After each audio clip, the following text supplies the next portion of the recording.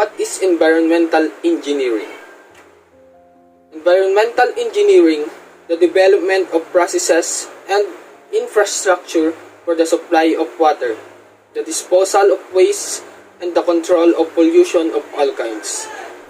These endeavors protect public health by preventing disease transmission, and they preserve the quality of the environment by averting the contamination and degradation of air, water, and land resources.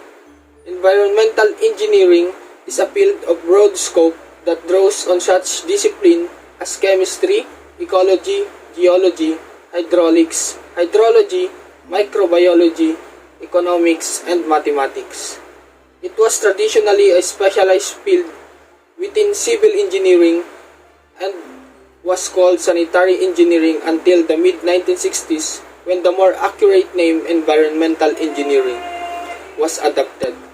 Projects in environmental engineering involve the treatment and distribution of drinking water, seawater supply system, the collection, treatment, and the disposal of wastewater, sea wastewater treatment, the control of air pollution and noise pollution, municipal solid waste management and hazardous waste management, the cleanup of hazardous waste sites, and the preparation of the environmental assessments, audits, and impact studies. Mathematical modeling and computer analysis are widely used to evaluate and design the system required for such tasks. Chemical and mechanical engineers may also be involved in the process. Environmental engineering functions include applied research and teaching, project planning and management, the design, construction, and the operation of facilities, the sale and marketing of environmental control equipment, and the enforcement of environmental standards and regulation. The education of environmental engineers usually involves graduate-level coursework, though some colleges and universities allow undergraduates to specialize or take elective courses in the environmental field. Program offerings associate 2-year degrees are available for training environmental technician. In the public sector, environmental engineers are employed by national and regional environmental agencies, local health departments, and municipal engineering and public works department. In the private sector, they are employed by consulting engineering firms, construction, contractors, water and sewerage utility, companies and manufacturing industries. Environmental engineers conduct hazardous waste management studies to evaluate the significance of hazard, advise on treatment and containment, and develop regulation to prevent mishaps. Environmental engineers are also design municipal water supply and industrial wastewater treatment system, as well as address local and worldwide environmental issues such as the effect of acid rain, global warming, ozone depletion, water pollution, and air pollution from automobile exhaust and industrial sources. Environmental engineering is the application of scientific and engineering principles to improve and maintain the environment to protect human health, protect nature's beneficial ecosystem, and improve mental related enhancement of the quality of human life. What is the difference between environmentalist and environmental engineering? Environmentalist is a person, either a professional or an amateur, who tries to protect or bring awareness among people about the ongoing environment issues in the given area or overall. They don't need any certificate course to become one. Environmental engineer is a qualified civil engineer with a specialization of environmental engineering in his post-graduation or doctorate. This person is a bridge between the technological advances and the environment. For example, there is a metro rail construction going on. The engineers design the project, but an environmental engineer approves or disapproves on its effect on the environment of the city. What are the environmental issues or problems? Environmental engineering has been a topic of interest amongst engineering educators in recent decades due to the increasing number of global environmental problems such as ozone depletion, rising global temperature, waste management coupled with the increasing pressure on the engineering profession from the community to respond to these environmental challenges. With expanding global population, there is a growing concern about environment and the impact of technological development on it. This paper outlines the history of evolution of environmental engineering, what this evolving field entails, the relationship between environmental engineering and other professions concerned with similar issues and thus faced with the same challenges. So in this, the recent decades, environmental engineering has attracted the attention of engineering instructors due to the increasing number of worldwide environmental concerns, such as ozone depletion, rising global temperature, waste management, and so on. Travers states that many of environmental problems of the present have been caused by technical developments for which the engineering profession has been at least in part responsible. On the other hand, many of the solutions to the same problems are also technical and again, the responsibility of the engineer. So in this, many of today's environmental concerns, according to Travers, the result of technological advancement for which the engineering profession is at least partially accountable. Engineers are not only accepted to have some form of environmental education, but also to have an active role in helping to solve environmental problems. This idea has come about because engineers are seen as the cause of problems, but also as the solution to environmental problems. Travers give a good example of how engineers can fall into both categories. So in this, engineers are required to not only have some level of environmental education, but also to take an active position in assisting in the resolution of environmental issues. Engineers are viewed as both the source and the solution to environmental issues, which gave rise to this concept. How could the environmental issues be tackled by the government and individual? Some people believe that the environment problems are not an easy task for individuals to deal with, but in fact, we can actually take up some really good habits which could prove beneficial in dealing with environmental problems. For instance, we could always bring along recycled bags with us, making sure that we could cut along the usage of plastic bags. It can be clearly that individuals can actually contribute to help reduce environmental issues, as less plastic bags getting used means that less air pollution that is caused by burning of plastic bags in the rubbish dump sites. It is certainly correct that the environmental problems can be solved without having the help of governments. To begin, governments have more power than individuals in copying the environmental problems. They can, for instance, set up law that ban the emission of wastes from factory directly into the air and water courses. As a consequence, less air pollution and water pollution guarantee that grade of citizens. The way citizens will likely to be healthier as well as can now live in the pollution-free country. In conclusion, environmental problems should be tackled immediately with all the cooperation of individuals and governments. I believe that the environmental problems may be solved one day and our country continues the prosper and flourish in the years to come. Some example of environmental issues. Pollution. Pollution is the introduction of harmful materials into the environment. Landfills collect garbage and other land pollution in a central location. They can also be created by human activity such as trash or runoff produced by factories. Pollutants damage the quality of air, water, and land. Most air pollution is produced by the burning of fossils, fuels, and waste. And this is the focus of the World Health Organization's global recommendations. Here are some examples of how to prevent pollution.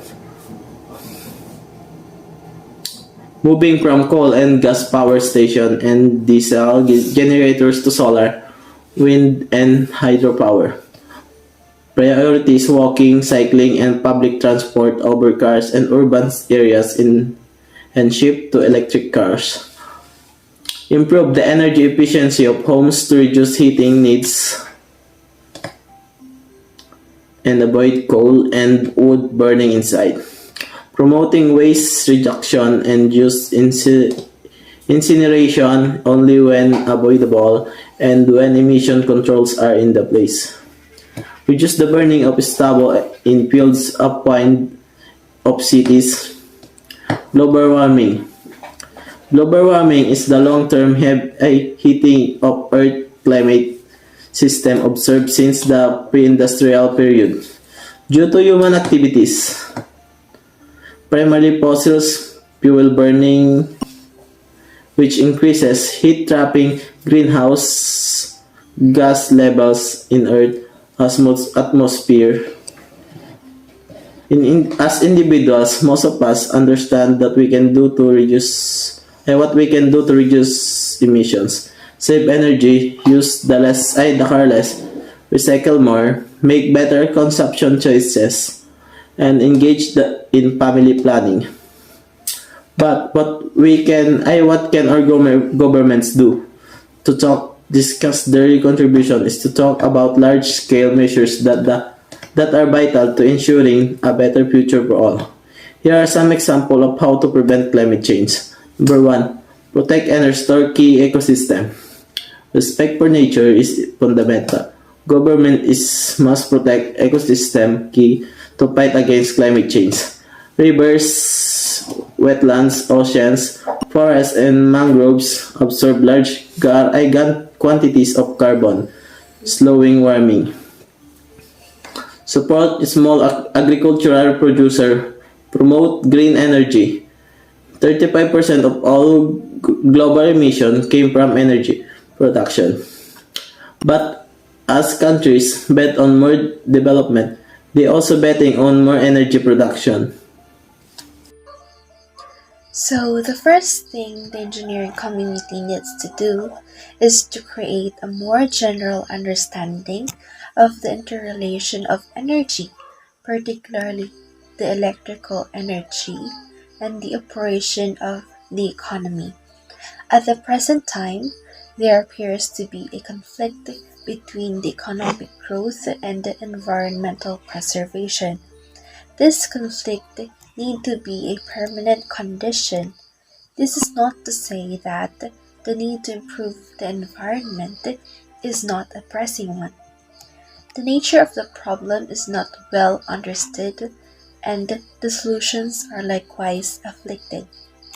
However, if we were to succumb to the temptation to improvise only partially thought through measures, these could have a detrimental impact not only on the environment, but on our society as a whole. More sober research and understanding is needed to determine attainable environmental standards from the technical point of view, tempered by economic considerations with emphasis on benefit and related cost. The increase of electricity will be in part brought about because of the need to improve the environment.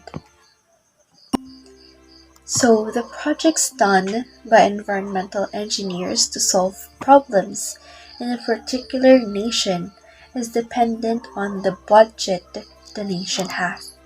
Now, people have a common conclusion that in order for you to know whether a country has a good economic condition is to see if the infrastructures are good and well modernized. If you will notice, for example, those countries who are not prone to experience severe impact of environmental issues like pollution are those rich countries. Take for an instance the countries of Japan, Korea, Singapore. Those countries are members of the first or the second world countries.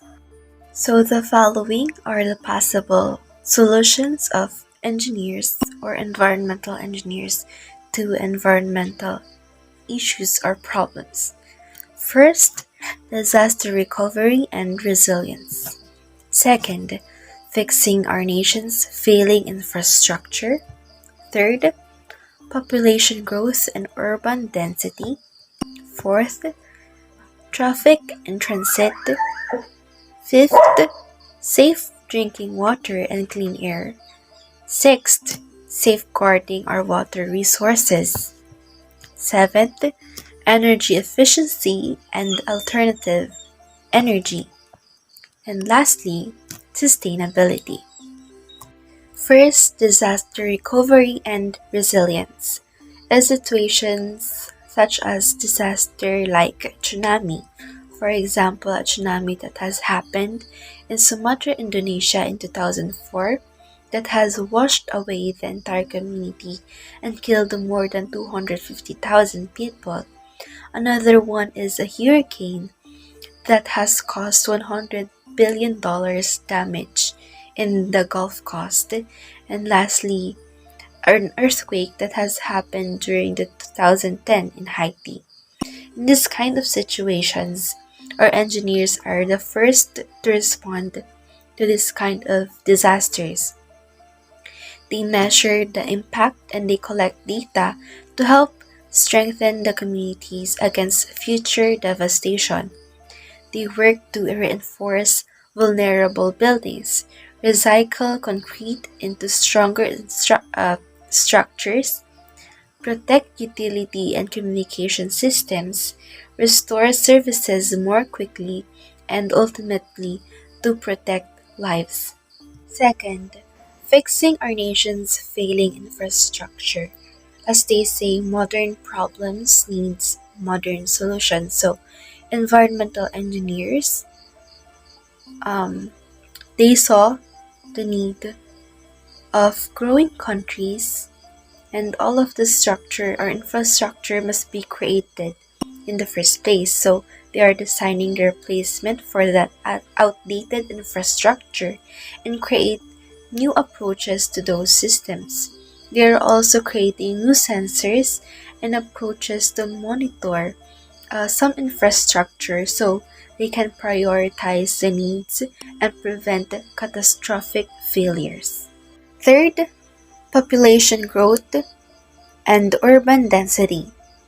The world is becoming more crowded every day with global population projected to exceed 9 billion people, which may result to lack of modern infrastructure that leads to a variety of health concerns such as poor access to water or poor water quality, air pollution, inadequate systems for the collection or treatment of waste or trash. So, what environmental engineers do is to create those systems and protect lives of many people. They are also assembling knowledge to build the cities where two-thirds of the Earth's population will live by 2050, as well as the systems like the water, electricity, sewer, transportation, and communication. They are also modeling the future scenarios for city and regional development so they would know how and where should grow as well as what will be the required or what will be required to meet the needs of future generations. Fourth, traffic and transit. Environmental engineers study the relationships between the built environment and our transportation systems so we can improve community designs to foster mobility, encourage healthy living, and balance economic opportunities with personal well being. Engineers also study how people use transportation so we can make better decisions about how we get from place to place and what infrastructure we'll need to do it. Fifth, safe drinking water and clean air. Inadequate sanitation systems contaminate water supplies in developing countries, causing outbreaks of disease and spreading dangerous pathogens. So, environmental engineers study the effects of air quality on people's health, identify key sources of pollution, and design systems to limit airborne toxin and pathogens. Engineers also develop new water testing methods that make it easy for communities to ensure their water is safe. They also design systems that protect water supplies and manage waste. They create new genetic techniques to identify microbes that contaminate water and track them to their sources. Number 6. Safeguarding our water resources. Civil and environmental engineers are responsible for finding new ways to safely deliver and allocate the water we have, like new water-based systems and infrastructure that work in concert with one another instead of independently, or new ways to use water more than once.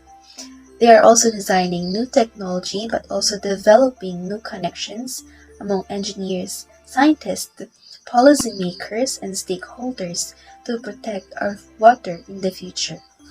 Number 7. Energy efficiency and alternative energy. Environmental engineers are working to plan our communities and our transportation system to encourage energy efficient mobility, and they also study the financial implication of alternative energy sources. They are developing new technologies that will help us store energy underground and tap into new sources. Number 8. Sustainability. All of the works of environmental engineers is infused with the demands of making our society more sustainable so that we can protect our world's resources while meeting people's needs.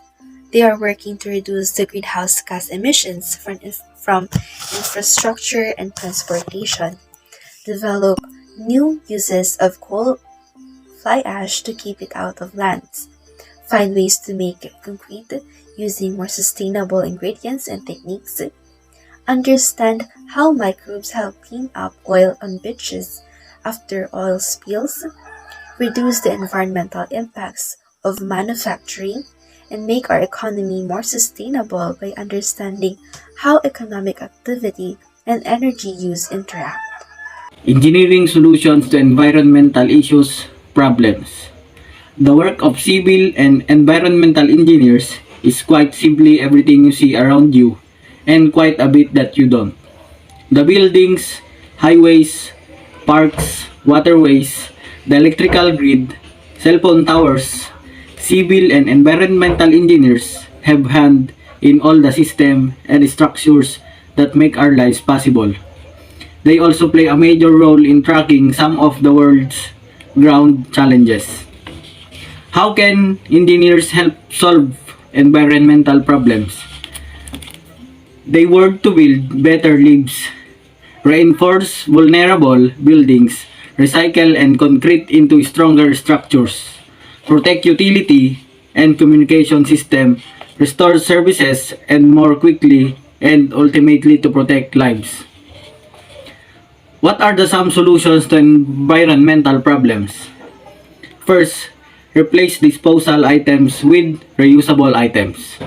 Second, The use of paper should be avoided. Third, conserve water and electricity. Fourth, support environmental friendly practices. And last, recycle the waste to conserve natural resources. How can engineers save the environment? Civil engineers and engineers of environment as a protector of environment apart from the huge wastage of water. Construction emits a large amount of carbon dioxide and methane. The role of a civil engineer is very crucial ensuring minimum wastage and environment protection in present times of climate energy. How does engineering affect the environment? The study revealed that civil engineer infrastructure development projects impacted greatly on the environment, especially in areas of noise, pollution, water pollution, decrease in size of available land, and many more. What ways can environmental engineering offer solutions to different issues or problems? Environmental engineers use the principle of engineering soil, science, biology, and chemistry to develop solutions to environmental problems. They work to improve recycling, waste disposal, public health, and waste and water pollution control. Environmental engineers also deal with the protection of people from the effects of adverse environmental effects such as pollution. You will also work on improving the quality of the environment, recycling, waste disposal, public health, as well as water and pollution control. Next question is, what is the purpose of environmental engineers? Environmental engineers work to improve recycling waste, disposal, public health, and water and air pollution control. According to the US Bureau of Labor of Statistics, the practice of environmental engineering dates back to the dawn of civilization. The work to build better lives, environmental engineers guard the quality of our environmental resources in many ways. They design water and sewage treatment plants that clean water for human use. Last, why do we need to solve environmental problems? Humans have a moral obligation to protect the environmental and promote the sustainable development of the planet for future generations. Environmental degradation is detrimental and is jeopardizing the long-term health and security of animals, planets, and humans. That's all. Thank you.